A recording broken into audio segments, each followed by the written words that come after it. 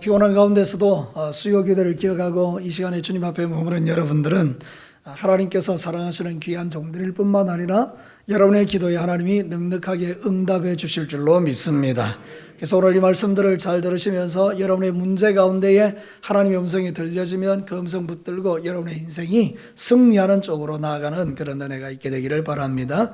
우리가 지난주에는 예수님이 겟세마네 동산에서 피땀 흘려 기도하시는 그 모습들을 통해서 우리는 마셔야 되는 잔, 우리에게 사명이 있는데 그 사명을 감당하는 것에는 반드시 고난이 따른다는 것에 대해서 말씀을 들었습니다. 여러분, 사명자는 고난을 받는 것을 담대하게 감당하는 자들이라는 것입니다. 또 뿐만 아니라 우리는 원수 마귀와 싸워서 이겨야 되는 영적 전쟁이 있는데 그거는 기도 전쟁이라고 했습니다. 우리가 항상 기도하고 있으면요, 우리는 승리하는 것입니다. 그러나 기도하지 않고 잠들어 있으면 원수 마귀에 의해서 우리의 마음과 생각을 다 빼앗겨 버린다는 것이죠. 그래서 우리 진교회 성도들과 이 자리에 오신 여러분 모두는 항상 기도 전쟁에서 승리하시기를 주의 이름으로 축복합니다. 뿐만 아니라 예수님은 실패한 제자들에게 책망하는 것이 아니고 일어나 함께 가자, 그러면서 예수님의 승리에 그들을 초대하십니다. 여러분, 우리가 세상을 살아갈 때 용기를 가지고 살아갈 수 있는 이유가 여기 있습니다. 주님은 저와 여러분에게 항상 손을 내밀고 일어나 함께 가자라고 우리를 초대해 주십니다. 그러니까 여러분, 실패했다고 낙심하지 마시고요, 지난 3일 동안 어떤 일이 있었는지 모르지만 혹시 여러분들이 이 자리에 앉아서 나 왜 그랬을까 그런 생각이 드시는 분들, 주님의 음성을 들으십시오. 주님은 여러분에게 말씀합니다. 일어나 나와 함께 가자. 그래서 우리를 일으켜 주시는 거예요. 그러니까 우리가 용기를 가지고 또 달려가는 것이죠. 그래서 여러분이 살아가는 모든 삶의 현장에서 바로 이 겟세마네 동산의 기도를 통하여 우리에게 주시는 그 말씀들을 가슴에 새기고 실패자가 되지 마시고 늘 승리자가 되시기를 다시 한번 주님의 이름으로 축복합니다. 자, 오늘 읽은 이 성경 본문은 여러분이 또 아시는 것처럼 예수님께서 그 백성의 지도자들과 대제사장들이 벌이는 큰 무리와 배신자 가룟 유다에 의해서 예수님이 체포당해 가시는 그 장면을 우리에게 보여주는 것이거든요.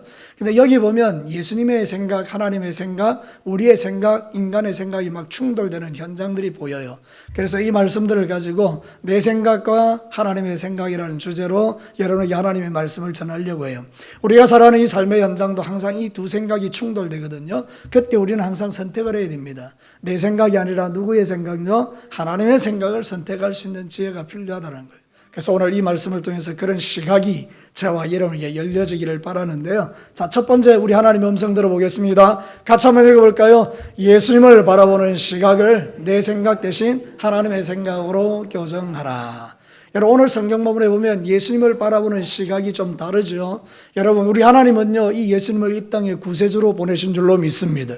그래서 3년 내내 예수님이 보여준 건 뭔가 하면 나는 이 땅에 너희들을 구원하러 온 구세주라는 사실을 계속 삶을 통해서, 능력을 통해서, 말씀을 통해서 계속 보여줬습니다. 그런데 여러분, 지금 유대의 백성의 지도자들과 대제사장들과 가룟 유다의 생각은 전혀 다릅니다. 이들이 바라보는 예수님은 어떤 존재인가 하면 가룟 유다의 입장에서 볼 때는 돈이 안 되는 존재입니다. 예수님에게 한 덕을 보려고 그에게 붙었는데 이 사람은 예수 그리스도가 잘 돼야 내가 잘 되는 건데 예수님이 죽는다 그러니까 이 가룟 유다는 실망을 하죠. 그래서 예수님이 돈이 안 된다고 판단해 버린 것입니다. 그의 시각은요, 예수님을 바라볼 때 구세주가 아니라 자신의 이익을 위하여 존재해야 되는 사람이었다는 거잖아요. 여러분, 대제사장들과 백성의 지도자들이 예수님을 볼 때는 어떻게 보는 겁니까? 자기들의 인기를 빼앗아가는 악한 존재로 본 것입니다. 자신들과 적대적 관계라고 본 것입니다. 그들이 예수님이 오기 전에는 모든 사람들이 대제사장과 백성의 지도자들, 장로들을 존경했습니다. 근데 예수님이 오셔서 갑자기 모든 것들이 다 바뀌어져 버린 것입니다.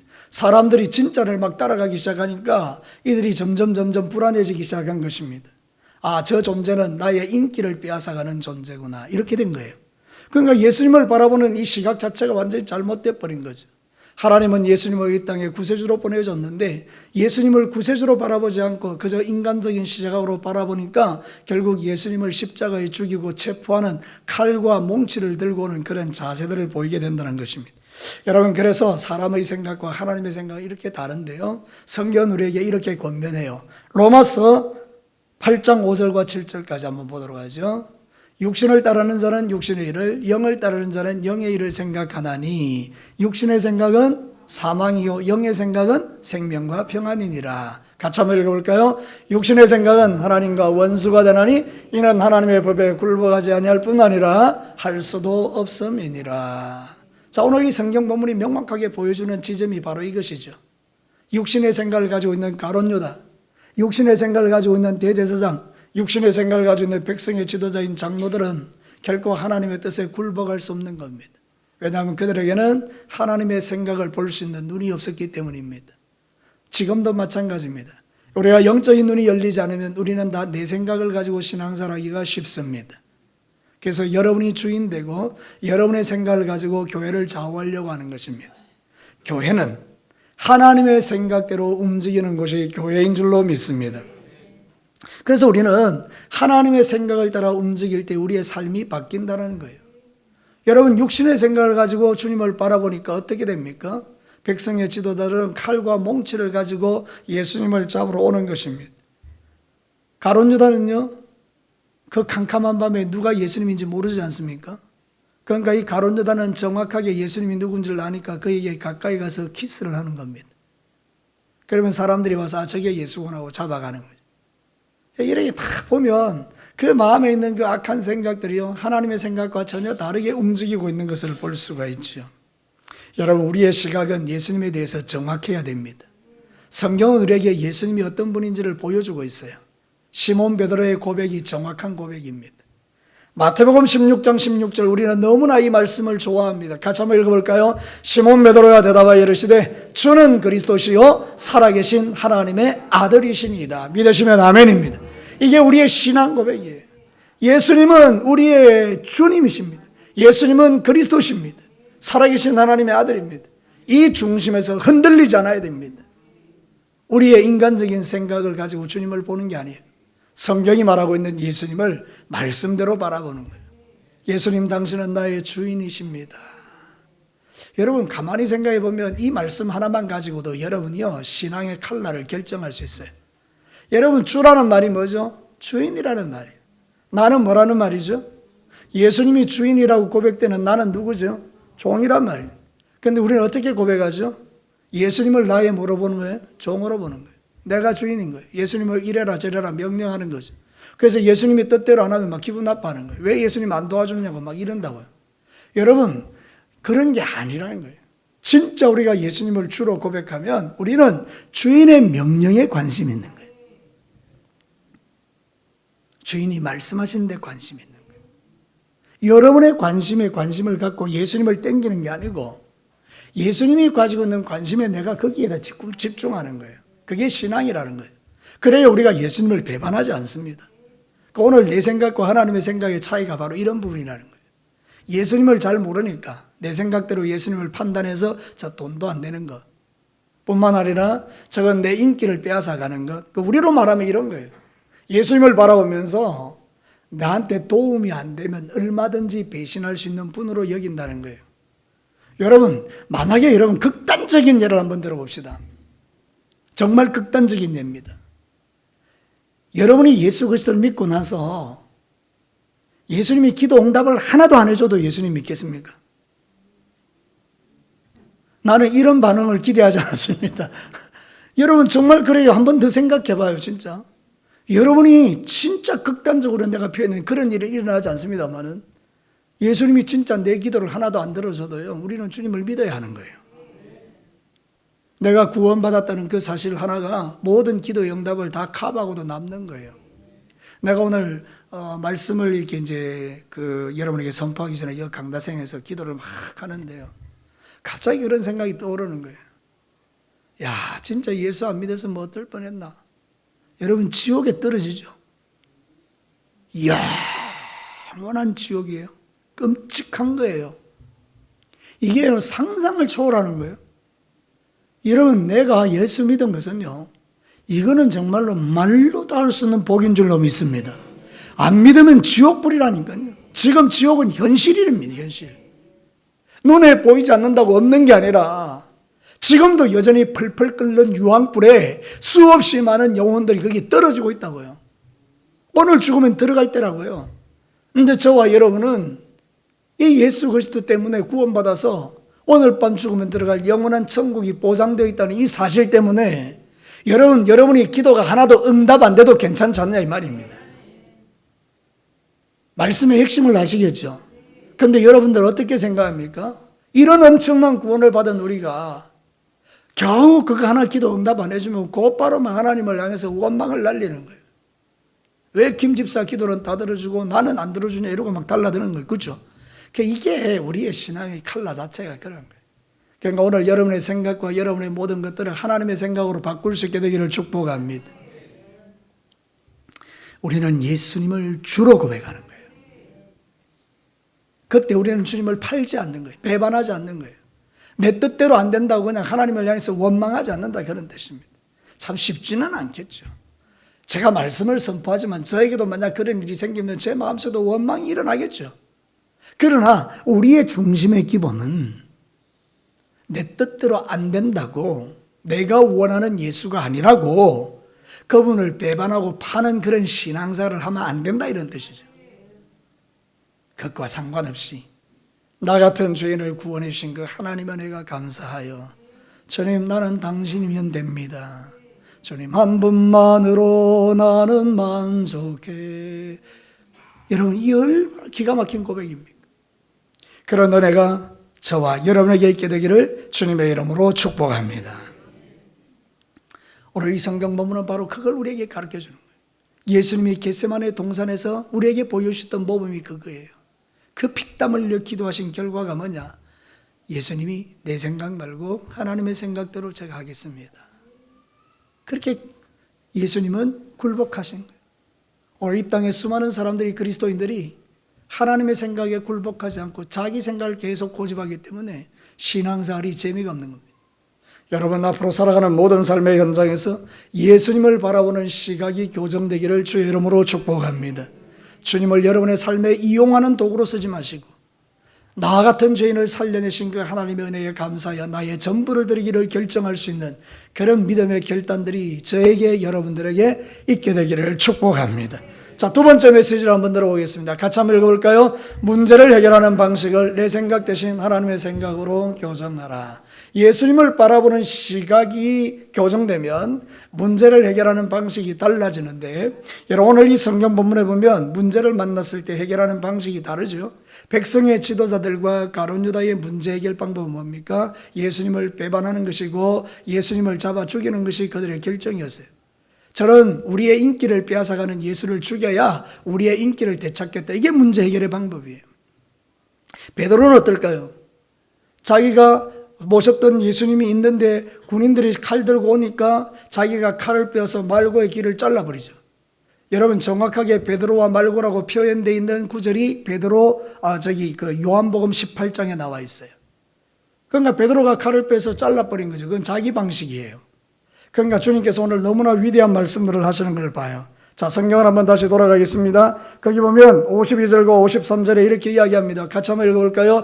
이에 예수께서 이르시되 네 칼을 도로 칼의 집에 꽂으라. 칼을 가지는 자는 다 칼로 망하느니라. 너는 내가 아버지께 구하여 지금 12군단 되는 천사를 보내시게 할 수 없는 줄로 아느냐. 여러분 인간의 방법은요 칼로서 문제를 해결하는 거예요. 죽여버리거나 복수하거나 그것이 바로 세상적인 방법이에요. 여러분 그래서 수많은 사람들이 그런 방식으로 문제를 해결하지 않습니까? 그런데 여러분 하나님의 방법은 다른 거예요. 오늘 예수님이 말씀하시는 방법은 다른 거예요. 성경은 이렇게 이야기하죠. 데살로니가전서 5장 15절에 함께 읽어보겠습니다. 삼가 누가 누구에게든지 악으로 악을 갚지 말게 하고 서로 대하든지 모든 사람을 대하든지 항상 선을 따르라. 이게 바로 예수님이 보여주시는 거예요. 예수님은 마음만 먹으면요 안 잡혀가도 됩니다. 지금 하늘에 천사가 몇 명이 대기하고 있는지 아십니까? 여러분 산수 잘 아시죠? 저도 이게 계산은 안 해봤는데 여러분 12군단인데 한 군단이 로마 병으로 6,000명이에요. 6,000명이 12개가 있으면 몇 명이게요? 7만이죠. 어떻게 알았어요? 7만 2천의 천사가 하늘에 대기 중에 있는 거예요. 주님 말씀 한마디 하면 내려와서 작사를 내버릴 수 있어요. 그래서 오늘 성경이 그렇게 이야기하죠. 예수님이 칼을 가지고 말고의 길을 자르는 그 행위를 보면서 말고의 길을 다 땅에 떨어진 걸 톡톡 틀어서 말고에게 붙여주신 후에 그렇게 이야기하는 거예요. 칼 쓰지 마. 칼 쓰면 다 망해. 저 하늘에 지금 천사들이 7만 2천이 기다리고 있는데 내 손가락 하나 까딱하면 다 내려와서 이 세상을 끝장낼 수 있어. 그러나 내가 만약에 그런 방식으로 일을 하게 되면 속은 시원하겠지만 너희들의 구원은 없다. 하나님의 말씀은 이루어지지 않는다. 이렇게 이야기하는 거죠. 사랑하는 성도들, 얼마나 예수님 멋지십니까? 당신의 방식으로 모든 것을 깨끗하게 처리할 수 있지만 그러나 주님은 그것을 선택하지 않습니다. 그런 능력도 있고 그런 실력도 있고 그렇게 할 수 있는 권세도 있지만 우리를 위하여 그 모든 권세들을 다 내려놓고 자신의 생각이 아니라 하나님의 생각대로 묵묵히 끌려가시는 그 예수님의 모습이 오늘 이 시대에 저와 여러분이 따라가야 될 신앙의 모범이라는 것입니다. 누가복음 6장 35절을 한번 보십시오. 오직 너희는 원수를 사랑하고 선대하며 아무것도 바라지 말고 구워주라. 그리하면 너희 상이 클 것이고 또 지극히 높으신 이의 아들이 되리니 그는 은혜를 모르는 자와 악한 자에게도 인자하시느니라. 원수에게 구워주래요. 원수에게 사랑을 베풀래요. 도저히 용서가 안 되는 사람을 향해서 그렇게 하시라는 거예요. 그러면 그 사람에게 하나님께서 상을 주신다는 거죠. 여러분, 예수님의 문제 해결 방식과 이 인간의 문제 해결 방식이 너무 다르지 않습니까? 오늘 이제 우리의 삶에 적용을 한번 해보시죠. 여러분은 문제를 만났을 때 어떤 식으로 해결하십니까? 여기서 이 문제라는 것은 여러분이 만나고 있는 그런 인간적인 돈 문제 이런 게 아니라 인간관계에 있어서 어떤 면에서 보면 여러분이 도저히 용납할 수 없는 사람들이 주변에 많지 않습니까? 사업하시거나 직장생활하거나 교회생활하거나 여러분 의외로 원수가 어디 있습니까? 집에 있습니다. 맞죠? 원수는 집에 있습니다. 그 원수를 여러분 어떻게 하고 있습니까? 밤에 잘 때만 목 조르고 싶은 일이, 예? 그러고 있습니까? 여러분 그 방식으로 해결이 되는 게 아니라는 거예요. 정말 예수님처럼 그들을 위해서 자신을 죽일 수 있는 그 사람이 진짜 하나님의 사람이고 하나님의 생각대로 사는 사람이에요. 원수가 뭐 집에만 있습니까? 교회에도 있지 않습니까? 뭐 원수도 아니죠. 사실은 뭐 그냥 미워하는 정도예요. 그럼 미워하는 사람들이 많이 있을 수 있죠. 우리 서로 생각이 다 다르니까. 우리가 뭐 천사도 아니고 서로 미워할 수 있죠. 그러나 다른 게 한 가지 있어요. 그걸 끌고 가지 않는 거예요. 여러분, 미워하는 건 우리 인간의 감정이에요. 그러나 그거를 끌고 가지 않는 거예요. 아무도 동의를 안 하시네요. 여러분, 그렇습니다. 미워할 수 있습니다. 그거는 우리가 하나님도 인정하세요. 그러나 그거를 해가 지도록 분을 품는 것은 그건 하나님이 원치 않는 거예요. 여러분의 마음속에 뭔가 이 불편함과 여러분 안에 뭔가 이 문제들이 막 일어날 때 그거를 끝까지 끌고 가지 마시고요. 그날 다 해결하십시오. 그것이 부부관계든지 부모와 자식 관계든지 교인들과의 관계든지 서운한 거 있으면 여러분들이 그 해가 지나가기 전에 그 해결해버려야 되지. 넘기면 오래돼가지고 나중에는 뭐 이렇게 서로 이렇게 화해하려 해도 이미 시간이 지나가가지고 쑥쑥한 거예요. 저도 그런 게 있더라고요. 여러분들은 아니고요. 제가 노예에 뭐 목사님들하고 뭐 이렇게 이제 관계를 맺을 때 그분이 나를 좀 서운하게 하잖아요. 그죠? 그때 해결하지 않으면요. 한 일주일 지나서 그 이야기가 꺼내기도 민망한 거예요. 그러니까 여러분 해결이 안 되는 해결이. 한참 지나서 내가 그때 니한테 미안했다, 니 그래 속상했다 이렇게 이야기하기도 뭐하고. 그러니까 여러분 생각해 보면 성경 말씀에 있는 그대로 우리는 그때 다 해결하는 거예요. 문제 해결 방식은요, 칼로서 해결하는 게 아니에요. 원수를 갚는 것으로 해결하는 게 아니에요. 그게 가장 속 시원하죠. 막 확 죽여버리면 그만이니까. 너무 과격하네요. 여러분, 우리가 신앙생활 할 때 진짜 그렇습니다. 마음에 안 드는 사람 그냥 죽여버리면 그걸 끝나는 거예요. 근데 그게 해결이 아니잖아요. 진짜는요, 우리 주님의 선택하신 이것을 따라가는 거예요. 우리 예수님은 능력도 있고 실력도 있고 안 끌려가도 되시는 분이지만 그러나 우리를 위하여 자신을 내어주고 스스로 체포당하신 거예요. 그들이 능력이 있어서 체포당한 게 아니에요. 스스로 내어주신 거예요. 우리도 마찬가지예요. 근데 우리는 그렇게 하면 자존심 상한 거예요. 그래서 왠지 지는 것 같은 거예요. 왠지 막 화가 나는 거예요. 주도권에서 밀리는 것 같고 나를 바보같이 생각하는 것 같고. 그러니까 여러분 이게 해결이 안 되는 거죠. 그래서 꼭 밟아주는 거예요. 이게 신앙생활에 있어서 가장 큰 문제가 될 수 있지 않습니까? 나의 모든 기도가 막히고 하늘로부터 오는 모든 좋은 것이 다 막히죠. 그러니까 여러분들 신앙 안에서는요, 지는 게 아닙니다. 두 분에게 하나님의 복이 주어지길 바랍니다. 이거 아멘 하신 분들. 여러분 다시요. 지는 게 아닙니다. 그렇죠? 지는 게 아니에요. 지면 반드시 이기게 하시는 하나님의 역사가 있습니다. 여러분 이게 하나님을 신뢰하는 사람의 태도라니까요. 여러분이 신앙생활 하실 때 오늘 이 성경 본문을 통해서 그 진리를 배우십시오. 내 생각과 하나님의 생각의 차이가 뭡니까? 내 생각은 복수하고 갈바주고 칼을 쓰고 죽이고 잡아가는 거예요. 하나님의 생각은요, 그 많은 능력들을 다 내려놓고 나를 위하여 자신을 내어주는 거예요. 지는 것을 선택하는 거예요. 죽는 것을 선택하는 거예요.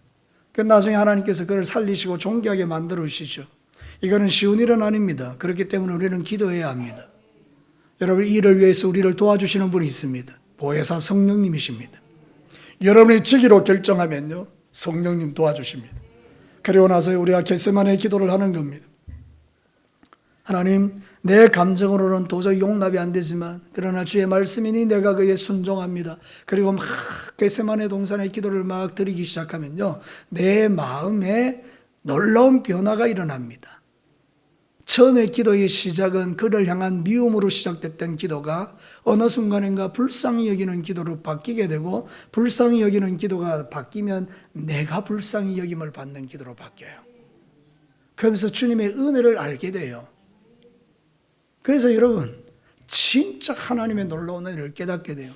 저는요, 제 인생 가운데 제가 회심을 경험했던 적이 있는데요, 그게 바로 그거예요. 제가 처음에 초강교회라는 교회에서 전도사 생활을 하는데 참 힘들었어요. 관계들이 어렵고 뭐 잘 모르니까. 그래서 새벽에 막 기도하는데 막 원망스러운 거예요. 그래서 막 그 원망스러운 기도를 쏟아내다가 갑자기 믿지 않는 자영이 팍 떠오른 거예요. 우리 자영이 믿지를 않았거든요. 그래서 그 영혼을 위해서 기도하는데 막 내가 막 눈물을 펑펑펑펑 흘리는 거예요. 그 영혼이 너무 불쌍해서. 그래서 자영을 위해서 막 간절히 기도하는데 갑자기 내가 불쌍한 거예요. 그래서 내가 막 하나님 앞에 또 막 우는 거예요. 나 같은 죄인 막 이러면서 하니까 하나님이 나의 모든 죄를 다 용서해 주시는 그 은혜가 막 밀물같이 밀려오니까, 여러분, 그날이 내 인생의 최고의 축복의 날이었던 거죠. 여러분, 원수를 위해서 기도해 보십시오. 여러분이 미워하는 사람을 위해서 기도 한번 해보십시오. 여러분의 삶을 바꾸시는 하나님의 역사가 거기서 일어나는. 그러니까 여러분, 우리가 생각 바꾸면요, 하나님의 은혜를 받게 됩니다. 오늘도 여러분, 이 믿음을 여러분이 가지게 되시기를 축복합니다. 마지막 세 번째입니다. 우리 같이 한번 읽어볼까요? 사명을 감당하는 태도를 내 생각 대신 하나님의 생각으로 교정하라. 여러분, 제자들이 오늘 이제 이 결정이 나서 예수님이 자기를 내어주니까 다 도망가 버리죠. 원래 제자들은요, 사명자였잖아요. 그들의 사명은 무엇입니까? 예수님과 함께 죽는 거예요. 자, 너희들은 나와 함께 죽자. 그리고 너희들은 사람을 낚는 어부가 되라. 이렇게 그게 그들의 주어진 사명이었어요. 그러면 이들이 사명자라 그러면 어떻게 해야 되는가 하면 이 순간 같이 예수님과 잡혀가야 되는데 다 도망가 버렸죠. 그런데 예수님은 어떻게 하십니까? 자기에게 주어진 사명을 끝까지 감당하고 계시죠. 그래서 여러분, 우리에게 가장 중요한 지점이 바로 이것입니다. 내 생각은요, 겁나고 두렵고 그럼 도망쳐 버리는 거예요. 하나님의 생각은요, 아무리 힘들고 어려워도 내게 주어진 사명을 감당하는 것입니다. 여러분, 성경에 보면 안타까운 게 하나 나와요. 디모데후서 4장 10절 잘 알죠? 대만은 이 세상을 사랑하여 나를 버리고 데살로니가로 갔다. 이게 사도 바울에 있어서 너무 가슴 아픈 사건이에요. 대마가 괜찮은 사람이거든요, 처음에. 그런데 예수님을 따라다니다 보니까 너무 힘든 거예요. 바울을 따라다니다 선교 여행하니까 너무 힘든 거예요. 세상을 사랑해서 가버렸어요. 그게 이제 바울이 너무 마음이 아파서 성경에 기록해 놓은 거예요. 근데 뭐 바울이 기록했다라고 보기도, 하나님의 성령께서 이걸 기록하셨으니까 하나님께서 우리에게 이런 사람들이 있다라고 말하는 거죠. 교회 안에 대마와 같은 사람이 너무 많은 거죠. 여러분, 사명을 끝까지 감당 안 하고요, 그냥 도망쳐 버리는 거예요. 힘들다고 어렵다고. 사랑하는 성도 여러분, 오늘 이 성경 본문에 보면 우리 예수님은 자기에게 주어진 사명을 끝까지 감당합니다. 여러분, 끝까지 사명자가 되시기를 축복합니다. 여러분이 하나님 나라를 위하여 충성된 그 직분들을 끝까지 감당하며 사는 거예요. 여러분이 살아가는 모든 삶의 현장에서 우리에게 주어진 그 사명들이 있으니까 그 사명을 주님이 오시는 그날까지 참 힘들고 어려워도 가는 거예요. 근데 사단이 지금 하고 있는 일은 뭔가 하면 빨리 네 사명을 벗어 던지라는 거예요. 왜 네만 고생하느냐 이렇게 이야기해요. 그러니까 빨리 도망쳐라. 이게 사단의 메시지인 거예요. 고생하지 말고 도망쳐라. 여러분 서로 한번 쳐다보면서 인사 한번 하겠습니다.